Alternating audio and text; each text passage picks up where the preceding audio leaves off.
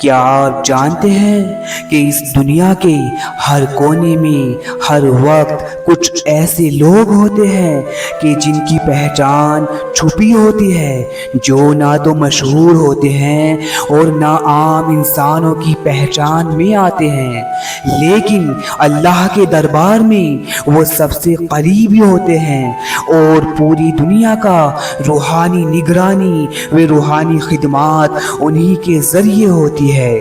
ان میں سے کوئی ایک فریاد رس ہوتا ہے، کوئی قطب ہوتا ہے اور کوئی ابدال ہوتا ہے۔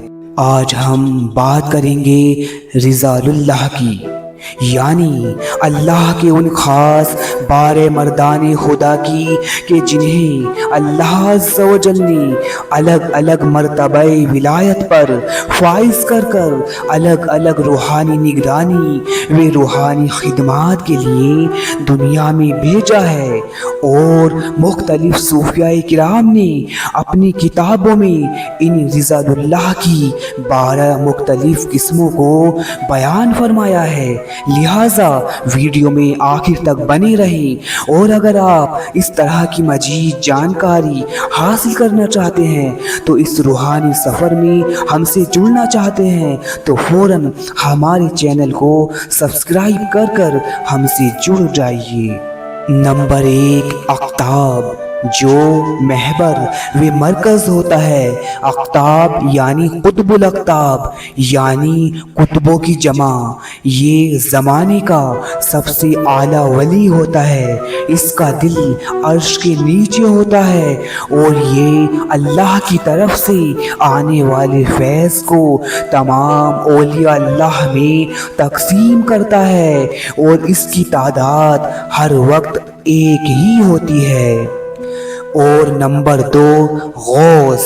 غوث کا مطلب ہوتا ہے فریاد رس، جو مخلوق خدا امت کی پکار کو اللہ عز و جل تک پہنچاتا ہے، اور کچھ صوفیاء کے نزدیک غوث ہی قطب کا اعلیٰ درجہ ہوتا ہے، اور حضرت شیخ عبد القادر جیلانی رحمۃ اللہ علیہ غوث اعظم ہیں، اور ان کی تعداد ہر وقت ایک ہی ہوتی ہے۔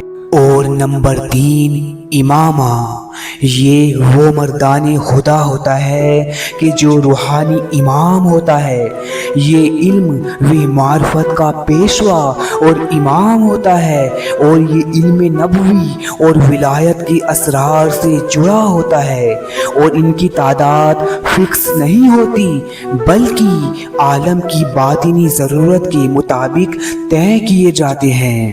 اور رضال اللہ میں چوتھی قسم، چوتھا نمبر ہے اوتاد کا، اور یہ وہ مردان خدا ہوتے ہیں کہ جو زمین پر روحانی استحکام فراہم کرتے ہیں، اور یہ مردان خدا چاروں دشاؤں، مشرق، مغرب، شمال، جنوب، یعنی پورب، پشچم، اتر، دکشن، چاروں دشاؤں میں روحانی نظام کو تھامے رکھتے ہیں، اور ان کی تعداد 4 ہوتی ہے۔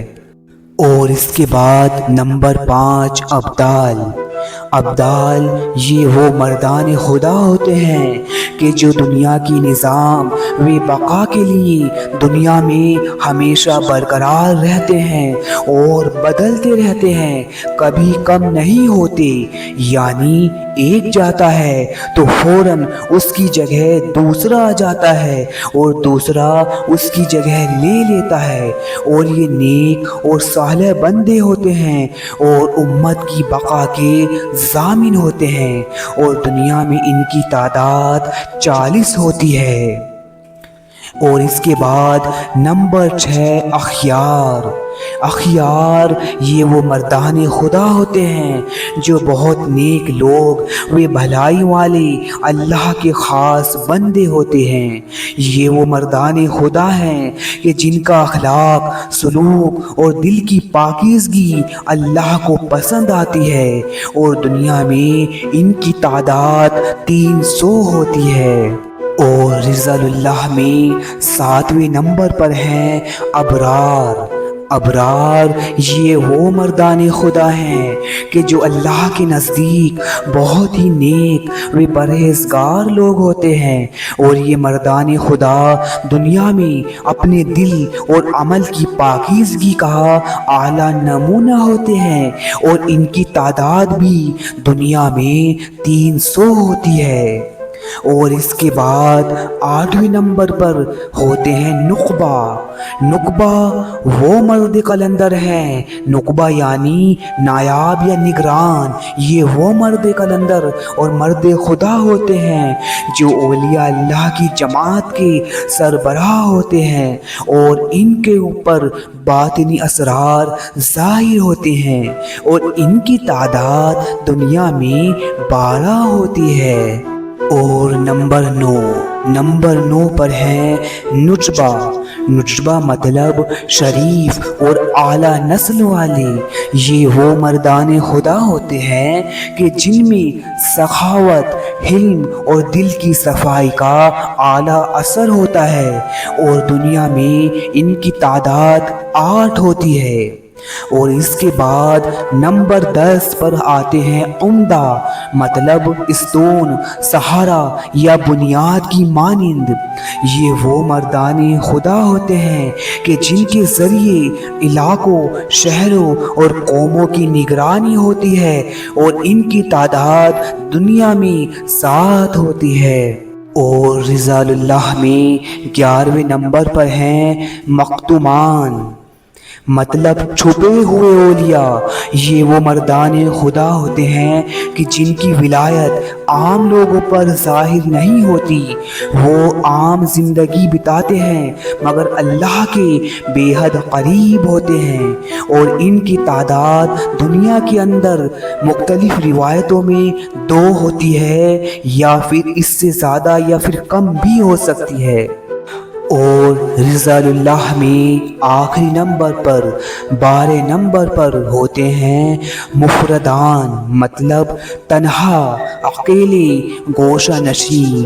یہ وہ مردان خدا ہوتے ہیں کہ جو تمام ظاہری تعلق سے الگ ہو کر صرف اللہ ہی کی یاد میں ڈوبے ہوتے ہیں، یعنی خلوت نما و گوشہ نشینی اختیار کر کر بس اللہ ہی کی یاد میں ڈوبے رہتے ہیں، اور دنیا میں ان کی تعداد 4 ہوتی ہے۔ اے محبان اولیاء اللہ، تو رضال اللہ کی ان خاص بندوں کی تنظیم بتاتی ہے کہ کس طرح اللہ نے اپنی زمین پر روحانی نگرانی و روحانی خدمات کے لیے اولیاء اللہ کا نظام قائم کیا ہے، اور یہ سب لوگ نظام ولایت اور روحانی امتیاز کا حصہ ہیں۔ تو سامعین و ناظرین، اگر آپ اسی طرح اور مزید جانکاری حاصل کرنا چاہتے ہیں، اولیاء اللہ، صوفیاء کرام سے جڑی خاص معلومات حاصل کرنا چاہتے ہیں، تو فوراً ہم سے جڑ کر ہمارے چینل کو سبسکرائب کریں۔ تو انشاءاللہ عز و جل ملتے ہیں اگلے عنوان کے ساتھ۔